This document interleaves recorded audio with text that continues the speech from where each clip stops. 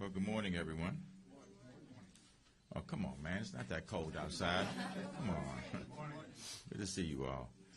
I want to welcome you to our biweekly press briefing and announcement of some new steps that we're taking to get D.C. residents, more residents, back to work. I want to thank, excuse me, I want to thank Mike Curtin and the D.C. Central Kitchen for hosting us this morning. Mike, how are you? Welcome. Thank you very much. I understand that you all had some pretty important folks here recently who were... We weren't including ourselves in that. We were talking about the federal folk. Of course, President Obama and the First Family were here. Joining me today also are some pretty important people. The president of the Hotel Association, Solomon Keene, is here. And the president and CEO of the Restaurant Association of the Metropolitan Washington area, Kathy Hollinger, is with us here also. We're excited to announce today new resources that we're tapping to connect district residents to jobs in the hospitality sector. As I announced yesterday, the unemployment rate in the District of Columbia dropped by another 0.5%. We are down to, we've gone down to 8.1%, ladies and gentlemen, and some pretty phenomenal, progress that we're really proud of. And I see some people sitting in front of me, not you, Matt, I'm sorry, who contributed mightily to this. David Burns, the work that he's done with our TANF population. The progress being made there is historic. 19,000 people having been assessed and now are moving towards getting to work. Our Deputy Mayor, B.B. Otero, who has overseen much of this. B.B., thank you so much for being with us on this journey. And there are others. Unfortunately, Victor Hoskins couldn't be here today because his wife had surgery, and she's recovering. And of course, he is where he should be. This is the lowest level of unemployment that we've had since 2008, over 5 years, ladies and gentlemen. And we remain committed to doing what's necessary to continue the decline. We know that there still are some very, hard to place folks. Some of our returning citizens, people who are receiving TANF, people who are high school dropouts, people who may have finished high school but don't have much training or education beyond that, and those are populations that we are focusing intensively on at this stage. Our 5-year economic development strategy outlines a roadmap, if you will, toward helping us to create a sustainable economy for the district while also preparing the workforce for that new economy. One of the targeted sectors in the 5-year strategy is the hospitality industry, which accounted for more than 7% of all jobs in the district in 2013. And total jobs are expected to increase by 12.6% over the next 10 years. That means that there will be continued demand for workers with strong customer service skills and related qualities. We are committed to using every tool that's in our toolbox while creating some more tools to connect district residents to the skills that they need in order to be able to succeed in the workplace. And today, I'm delighted to be able to announce that D.C. Central Kitchen and the University of the District of Columbia Community College will share up to $700,000 in performance-based grant awards. That's a lot of money, y'all. Come on, now. The grants will enable both of them to provide occupational training and related services that will help their clients or their students to be able to get jobs in the hospitality industry. These grants will enable the kitchen and UDC, the community college, to open more training slots and enhance their current programs to better align their objectives with employer needs, which is a fundamental strategy that we're using at this stage. It doesn't seem like rocket science, but it hasn't always been the case, and that is making sure we understand how job creation is taking place in the District of Columbia and then aligning our efforts with theirs. That's one of the things that our Workforce Investment Council has been working on also. DC Central Kitchen will provide training for at least 70 residents in the culinary arts occupations. Some of you know that the DC Central Kitchen has provided culinary arts training, job readiness education, job placement assistance to unemployed at-risk adults in the district now for more than 20 years. The community college will partner with Goodwill of Greater Washington and Progressive Partners, LLC, to expand its training programs to prepare about 70 as well district residents for the hotel industry. UDC, the community college, Goodwill and Progressive have been working together for the last 2 years to train people for hotel occupations. They've already done some great work in getting job seekers ready for this kind of work, and we're excited to support them as they build on these efforts to serve more DC residents and employers.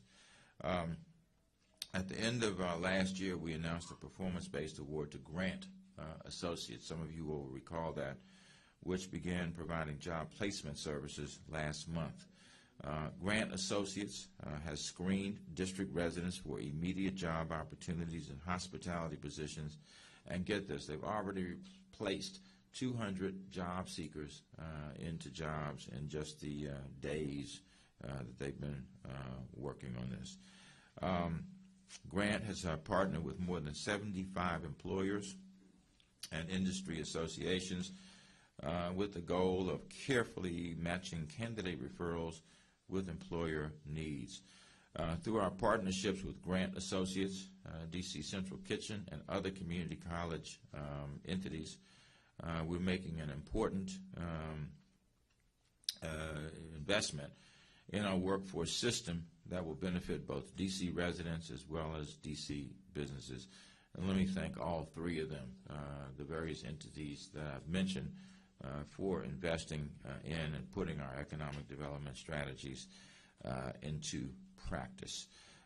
Again, I want to congratulate the community college and those working with the community college, as well as the DC Central Kitchen, for working with us to be able to get people back to work, and we're delighted to be able to invest in them. So with that having been said, let me first of all introduce Solomon Keene, who is the president and CEO of the Hotel Association. He will then be followed by the president and CEO of the Restaurant Association of Metropolitan Washington, D.C., Solomon, and then Kathy. Thank you, Mayor Gray. Good morning. I'm Solomon Keene, president of the Hotel Association of Washington, D.C., and I would like to thank Mayor Gray for all of his work on this critically important initiative to the District of Columbia. I'd also like to thank again Mike Curtin and his phenomenal team for all of the work that they do.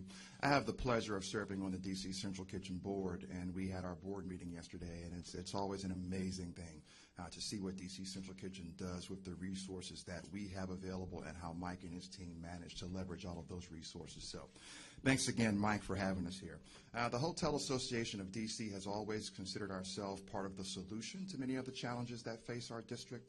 That's evident in the area of education with Hospitality High School.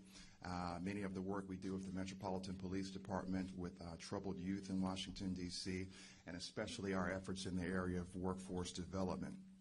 As the largest private sector employer in the District of Columbia, we're eager to expose more district residents to the quality, well-paying jobs that exist within the hotel industry. And we think that this partnership with Grant Associates, DC Central Kitchen, and the community college is just the right mix to get that done. Mayor Gray alluded to it, and I say it all the time. Sometimes the simple fixes are the best options, and simply because we haven't been able to identify a consistent model in the past doesn't mean that we aren't the ones to do it now. I firmly believe that under Mayor Gray's leadership, he is the person to do it. We're that team to do it collectively. This is the process to get it done, and the time is now. As we recognize the economic constraints that many of us face, we really need to think about those that are even in more dire economic constraints and how we can help them as larger industries in Washington, D.C. to fill some of the gaps and some of the voids they have in employment and income. So again, we're excited to work with Grant Associates, DC Central Kitchen, and the Community College, and we're eager to get started. Thank you very much, Mayor Gray. And Kathy Hollinger. I'm a little smaller, so I'll pull it down if that's okay. Good morning, everyone. We're delighted to be here. And again, I'm going to echo some of what Solomon said. We absolutely commend the mayor and the deputy mayor and their teams, and of course Mike Curtin. It's so appropriate to be able to kick this off here at DC Central Kitchen. I also want to thank and commend Solomon Keene, my colleague in the Hospitality Alliance, which is a larger alliance of hospitality leaders who come together more informally, but he's really been taking the lead for our industry on workforce initiatives, and I commend you for this. Is a big day for you guys as well. You see around us in DC alone, we are an association that represents the region, but most of our members are here in the district. We have restaurants that are opening every day, and the growth is tremendous, but of course it really poses a very, very real need for our employers. And today is a day to celebrate, because training is good, but the right training is so critical. And this is a model where we will now have the right training.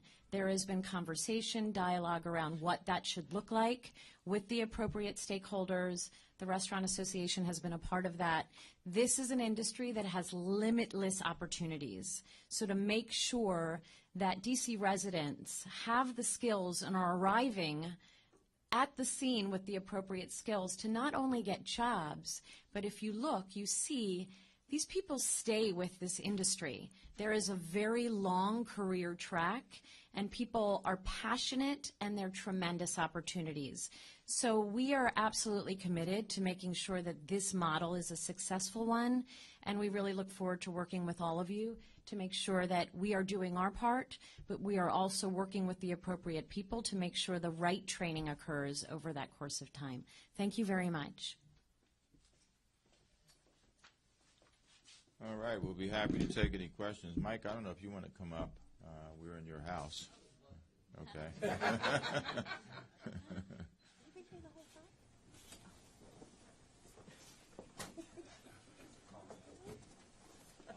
Please welcome Mike Curtin, who's with the DC Central Kitchen. Mike. Thank you. Thank you again, and welcome everybody. I think that the most important word for your money, for the district's money, that the mayor used was investment. I think it's really important that everyone understand the work that organizations like the Goodwill, DC Central Kitchen, others in the city and around the country do. It is not charity. This is economic development, and this is an investment in our community's future. Poverty is expensive. Unemployment is expensive.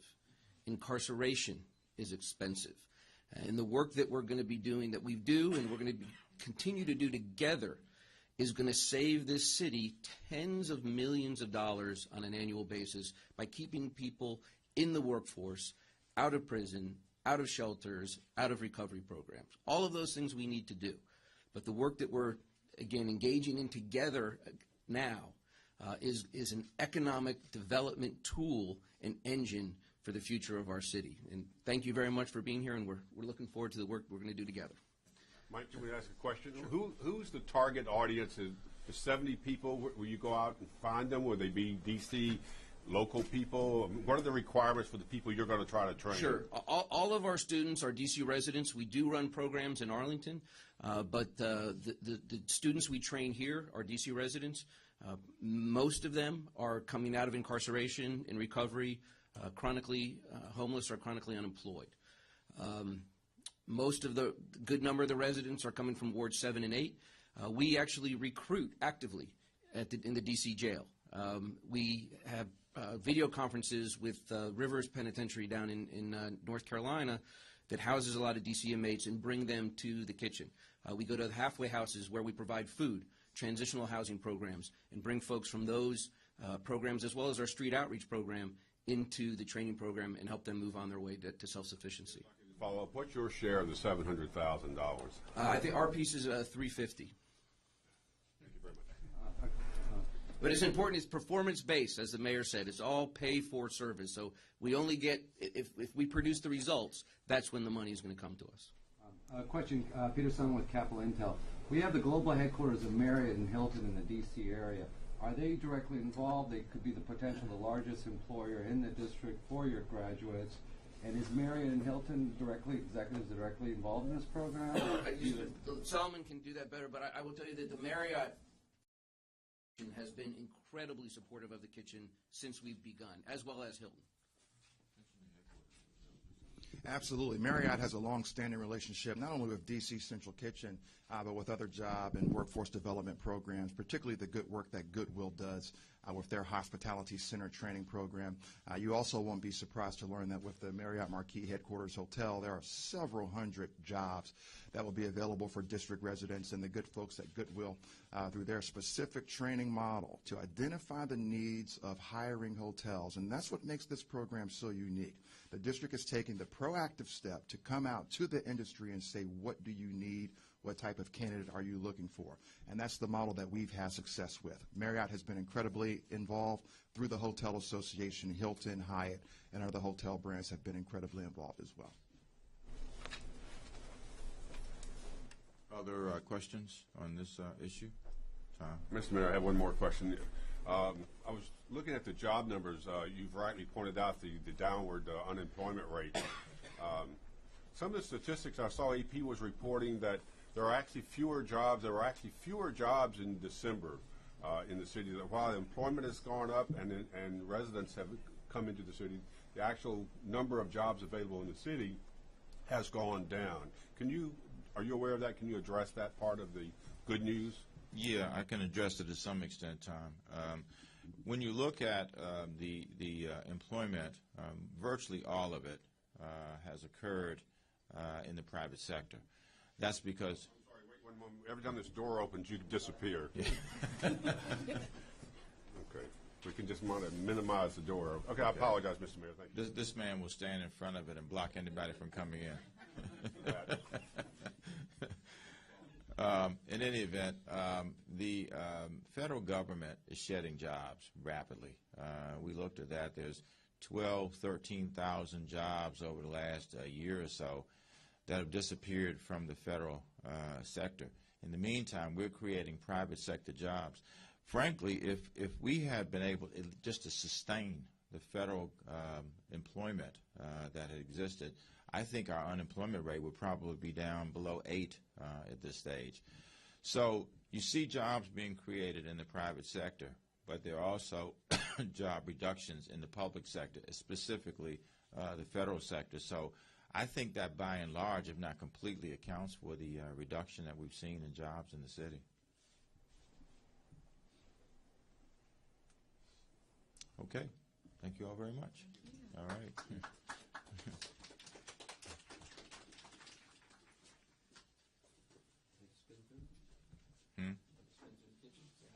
We got more to go.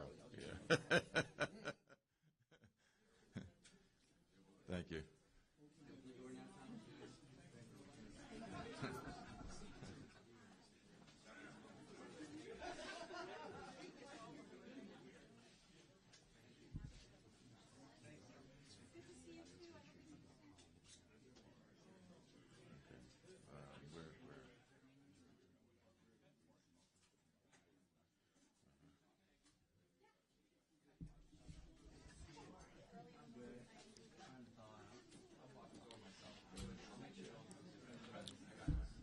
All right.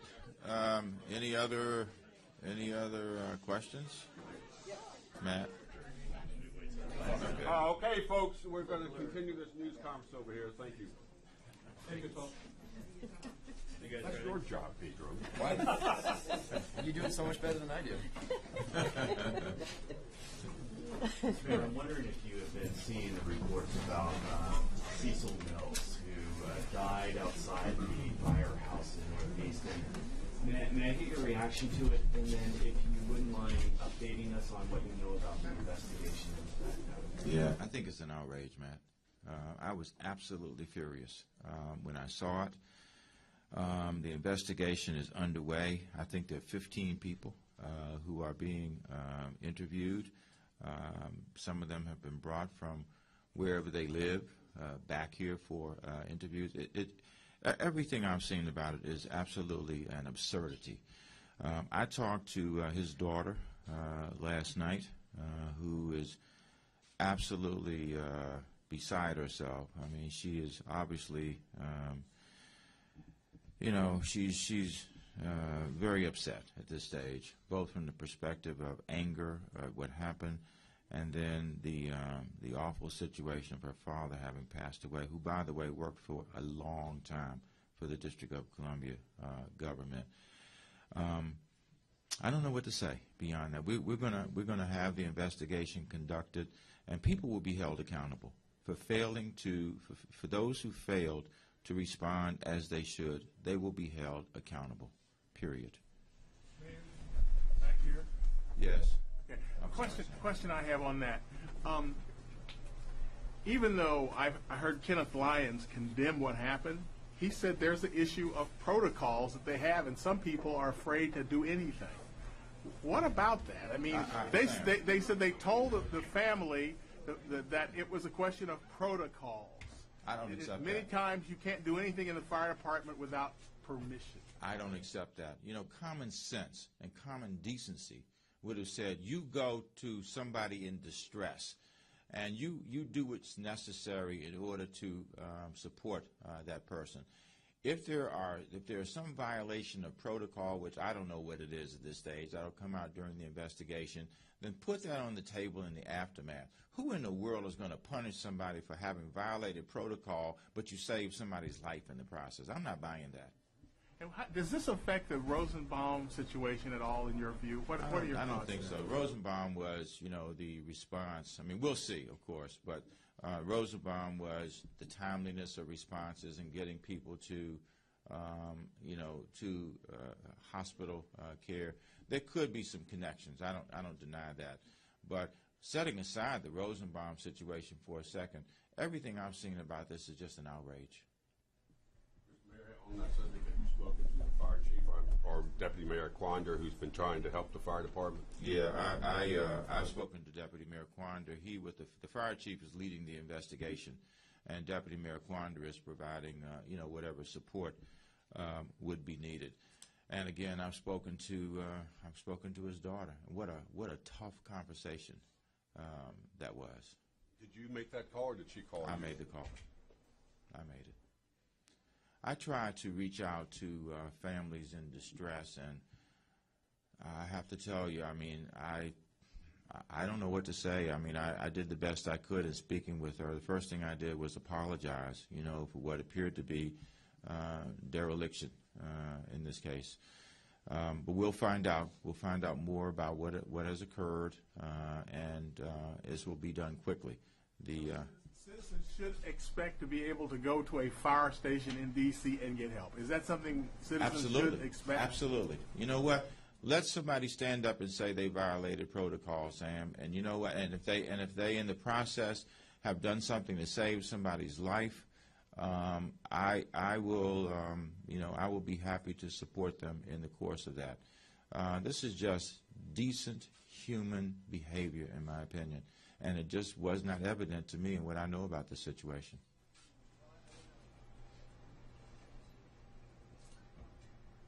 All right.